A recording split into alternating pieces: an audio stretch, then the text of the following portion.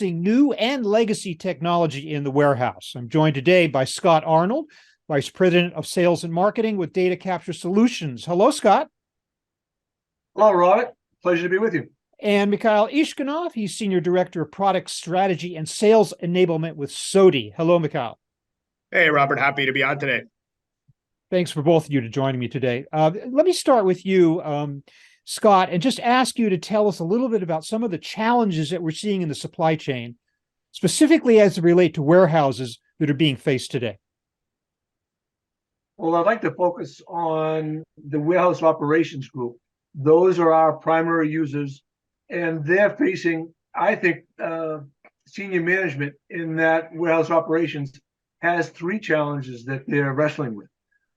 One is common all the time, finding good people.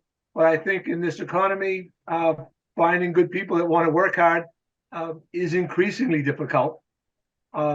Technology comes into play. Technology changes rapidly, and that creates a serious training burden as you have turnover within the organization. And of course, they're still wrestling with supply chain issues, making sure they've got the product to deliver that their sales team and their executive team are requiring. So those are the three things we see them wrestling with. Mikhail, what do you see in that area?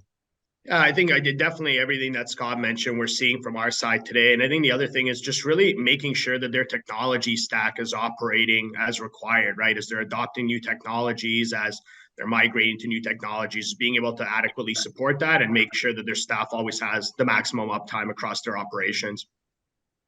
Okay, well, a technology refresh or an upgrade of some kind is certainly exciting for most businesses. However, in the supply chain world, it can also be the cause of great anxiety. So why would a tech refresh disrupt the supply chain world and specifically the warehouse? And how can warehouses co-manage technology as part of the technology refresh cycle? Scott? Well, the two major issues that I think cause any warehouse executive anxiety is the cost of technology. Have they budgeted it properly? Is it required? Is it fundamentally going to improve their operations? Number one. Number two, if they're going to make that investment, besides the capital outlay, it's a training requirement and a significant project to train a number of warehouse and distribution center people. Typically, they're at multiple locations around the country. So I would say training and technology, of course, budget aside. Yeah. Well, yeah, go ahead, Mikhail. You have... Yeah, from my side, I think it's also as you're adopting new technologies, I think a big part of that is there's a lot of additional enterprise systems that technology integrates with. And when you're looking to adopt new technology, planning for those additional enterprise integrations does take a lot of time to be able to make sure that everything is going to be absolutely seamless. And when you're, I know Scott is going to be talking about co-managing. I think one of the things is also being able to really understand how your new and legacy hardware just integrates with those enterprise systems absolutely seamlessly during those transitions to minimize any downtime to their operations. Yeah, certainly is not a case of just dumping the old technology wholeheartedly and bringing in everything new. Let me ask you then, Mikhail, what strategies might you recommend that would help companies help warehouses to avoid disrupting workflow when this new technology is brought in? Yeah, it's something we talk to our customers about all the time. It really is having a solid pre-release plan. And a lot of that goes into having a test lab or a technology center where you really have one of each piece of hardware and technology that you're updating, that you're able to go ahead and make sure that everything is working as required in a UAT environment. It also allows you to be able to focus on making sure you have the right procurement timeframes, which leads to your rollout schedule. We all know with supply chain challenges today, sometimes you don't get everything when you ordered it. So making sure that that technology stack's been tested, it also aligns to your procurement timeframe and being able to get aligned to the rollout schedule that's been set up for them. It's also having key staff and early adopters. I talk about having champions in your warehouse, people that are very familiar with the technology, and you'd be able to leverage those individuals to really ensure that what you're looking to get out of that new technology adoption is being received on the floor. And by having those champions, you are really getting an extensive set of feedback, and then you're able to pivot, modify anything, or even update the rollout schedule based on the feedback from the people that will actually be using that technology. Mm-hmm. And I think the very last part, and this really ties it all together, is having the right resources to meet the timeframes, right? From talking about staging these devices to having the right asset allocations, and to Scott's earlier point, having the right training programs in place to make sure that people know how to use and support that technology day in and day out. Scott, what are some of the strategies that you see? Our primary focus is understanding timelines and budget considerations. You work those, then you can work the manpower and the training into it. The biggest issue we see is from a budgeting standpoint, if someone has 6 to 8 to 10 distribution centers scattered throughout North America, they're probably not going to, even if they could, they probably wouldn't want to roll them out all at once. Even if the budget would support that, the implementation schedule, it wouldn't make sense.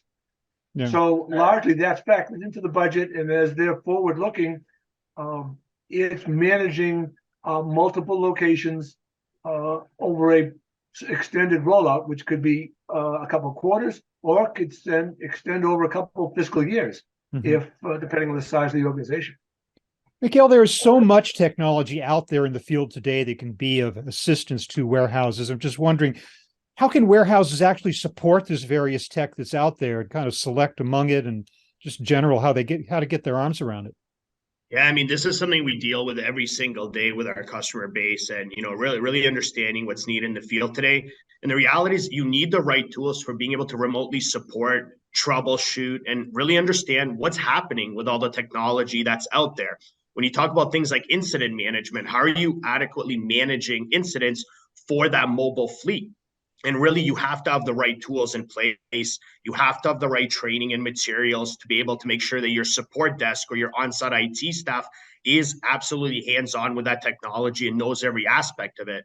Even more so, it's making sure that you have tools that are developed for the mobile first era, because that's really what everybody is moving into, is more mobile operations, being able to really adopt all that, and having operational visibility. How are those devices being used? What are the various business units and various people on the ground actually doing with that technology day in, day out? So having the right operational intelligence and business analytics to understand what's happening also allows you to be proactive in mitigating some of the issues that you would typically come up on the shop floor and getting ahead of it. So in that point, you have zero disruption, and you're really maximizing your uptime when you have had those extensive investments.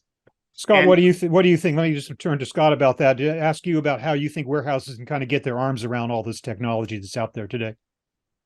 Well, training and planning is important, of course. When we come up against extended rollouts, one of the biggest issues is supporting 2 levels of technology simultaneously across that organization. So let's take, for example, an aggressive rollout that we're going to accomplish in 6 months over, let's say, 12 distribution facilities. So that's 2 a month. Well, there's a window there that we have to be supporting and helping our customers support 2 different sets of technology, completely operational, completely trained up. And that's part of what we do. And we'll talk a little bit more about extending rollouts. If they're going out longer than that and hitting a couple of fiscal years, now we've got a support issue that comes to light of really supporting the older technology well beyond some of the manufacturer's end of service life.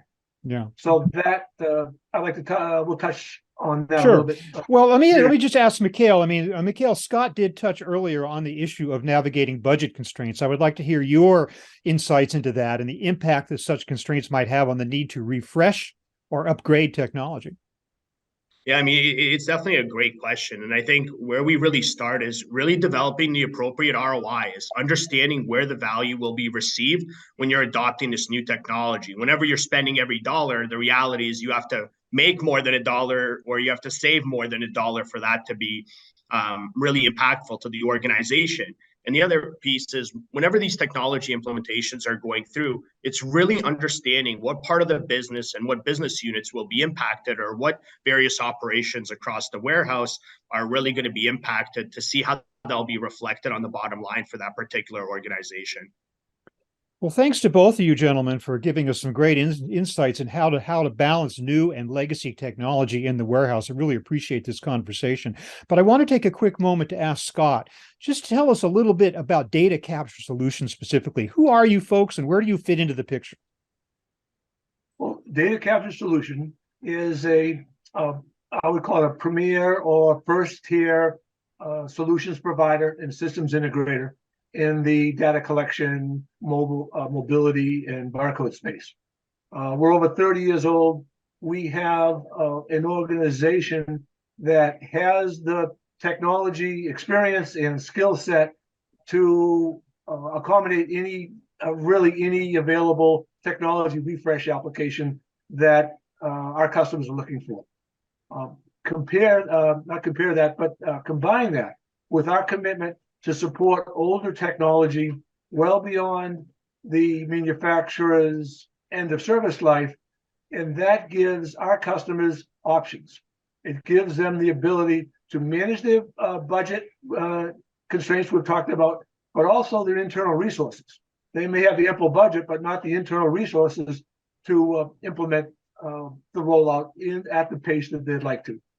So providing our customers flexibility on how they refresh their technology, that's what Data Capture is all about. And we have done that for customers literally 2 and 3 times over the last 20 years. Our customers have been with us for that length of time. Scott Arnold of Data Capture Solutions, Mikhail Ishkhanov of SOTI. Thanks both of you for this great conversation. I really appreciate you taking the time. Thank you. Thanks, Robert. Thank you.